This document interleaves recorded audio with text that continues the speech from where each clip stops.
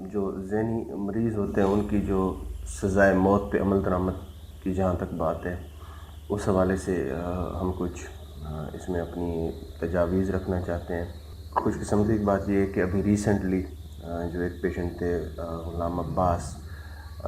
Supreme court کے through in کی جو ایگزیکیوشن کے آرڈر تھے وہ سسپینڈ کر دیے گئے ہیں۔ اور اس سے پہلے آپ کو یاد ہوگا کچھ عرصہ پہلے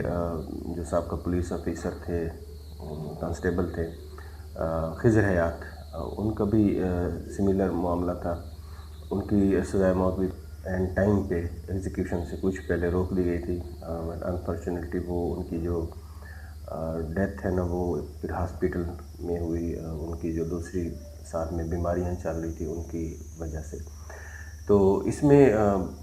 ایک جو حوصلہ افزا بات اب پیدا ہونے لگی اور جس کی امید بڑھنے لگی ہے وہ یہ کہ ہماری لیگل اور ہماری سائیکیٹرک جو فریٹرنٹی ہے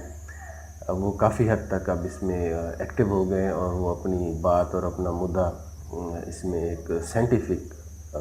بیسس پہ آگے لانے کی کوشش کر رہے ہیں، جو ہم سمجھتے ہیں کہ بہت ہی ضروری ہے۔ اگر ہم خضر حیات کے معاملے کو ریکال کریں تو اس وقت بھی ہماری طرف سے کافی یہ آرگومنٹ ایڈوانس کیا گیا تھا کہ جی دیکھیں، بنیادی طور پہ جو اس طرح کی چیزیں ہوتی ہیں نا ان کو دیکھنے کے دو ہی طریقے ہیں۔ پوری دنیا کی آپ لیگل ہسٹری دیکھ لیں، لیگل ڈسکورس دیکھ لیں، اس میں دو ہی طریقے جو ہے نا آپٹ کیے گئے ہیں۔ ایک تو یہ کہ یہ جو ذہنی امراض ہوتے ہیں، یہ جو مینٹل النس کے جو پیشنٹ ہوتے ہیں، دو طرح کے ہو سکتے ہیں۔ ایک تو یہ ہو سکتا ہے کہ جی جب انہوں نے کوئی کرائم کمٹ کیا اس وقت ان کو کوئی مسئلہ تھا، اس وقت کوئی مینٹل النس ڈائگنوزڈ اور ادروائز چل رہی تھی، ایک تو اس حوالے سے دیکھنا چاہیے۔ اگر تو یہ وہ کیٹیگری بن جاتی ہے تو اس میں تو مینسریا کا جو ایک ویل نون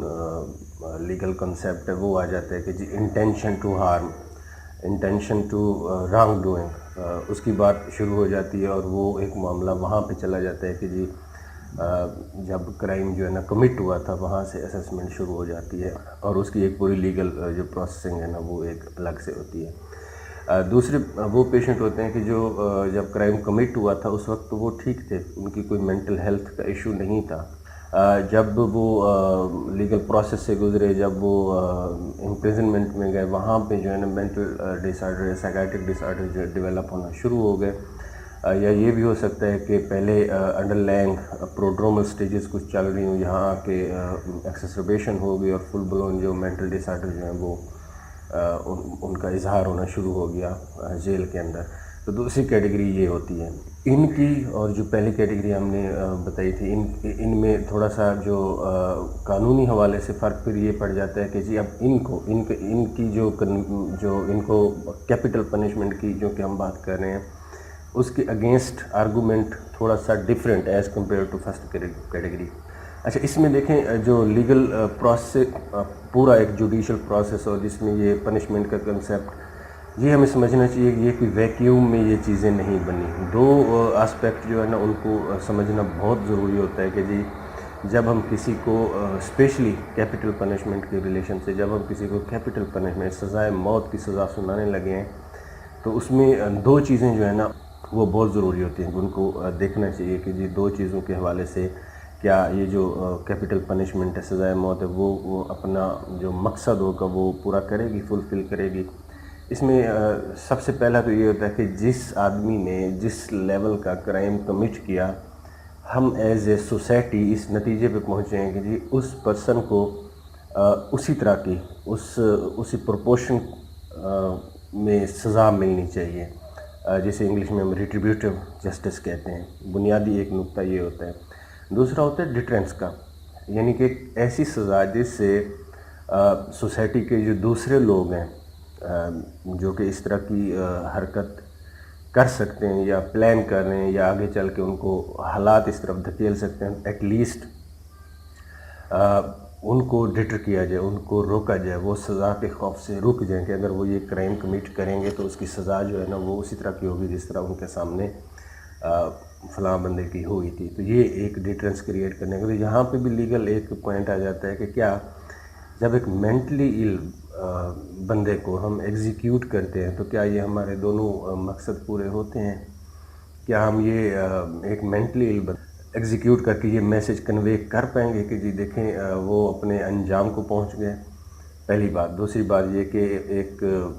جو کہ مینٹلی ایل بندہ ہے اس کو ایگزیکیوٹ کر کے کیا یہ ہم کنوے کر پائیں گے کہ جی لوگوں کے اندر جو خوف اور جو ڈیٹرنس کا ایک ایلیمنٹ ہے قانون کا وہ ہم ڈال پائیں گے؟ تو یہ ایک بنیادی نقطہ ہے. تیسرا جو نقطہ ہے نا وہ ایک پیور جو ہے نا قانونی اور لیگل نقطہ ہوتا ہے. وہ یہ ہوتا ہے کہ جی جب بھی کوئی کنوکٹ ہوتا ہے یا کوئی ایکیوزڈ ہوتا ہے، ایون جب ایکیوز سے لے کے کنوکٹ تک جو پروسیس ہوتا ہے اس میں جو لیگل امپلیکیشن انوالو ہوتی ہیں، آیا وہ جو انڈیویجول ہے جو بھی جن کے خلاف یہ کوئی بھی ایکوزیشن لگتی ہے، کیا وہ اپنے آپ کو لائر کے ساتھ کمیونیکیٹ کرنے کی ایبیلٹی رکھتے ہیں؟ کیا وہ لیگل پروسیسنگ کی امپلیکیشن سمجھتے ہیں؟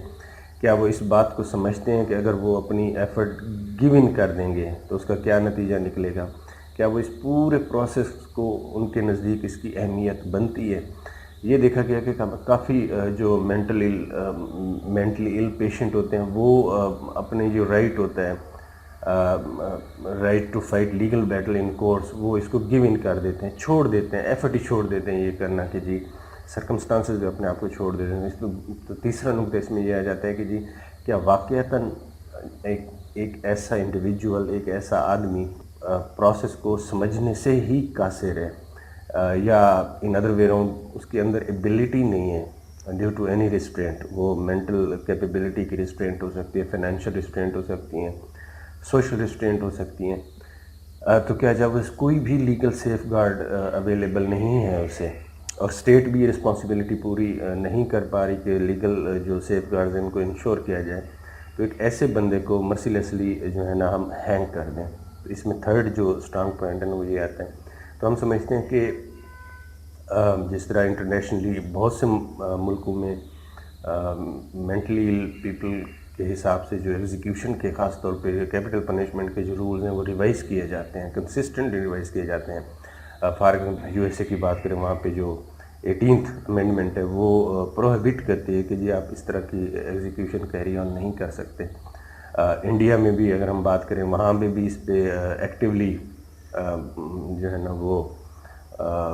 قانون سازی کی گئی ہے. اور بھی بہت سے ممالک ہیں جن میں یہ ایک ہیومن جو ایک ٹریجڈی ہے اس سے بچنے کے لیے جو ہے نا کافی ساری بحث بھی ہوتی ہے، آرگومنٹ بھی ہوتے ہیں، اس پہ قانون سازی بھی. ہم سمجھتے ہیں کہ ہمیں بھی اب اس سائڈ پہ غور کرنا چاہیے، سوچنا چاہیے، تاکہ وہی بنیادی بات کہ جو سزا کا بنیادی مقصد ہوتا ہے اس کو ہم نے حاصل کرنا ہے. اگر وہ حاصل نہیں ہو سکتا تو ایک یوز لیس جو ایگزیکیوشن ہوتی ہے ہمارے خیال میں اس کو ہمیں روکنا چاہیے اور اس پہ قانون سازی کرنی چاہیے مؤثر طریقے سے.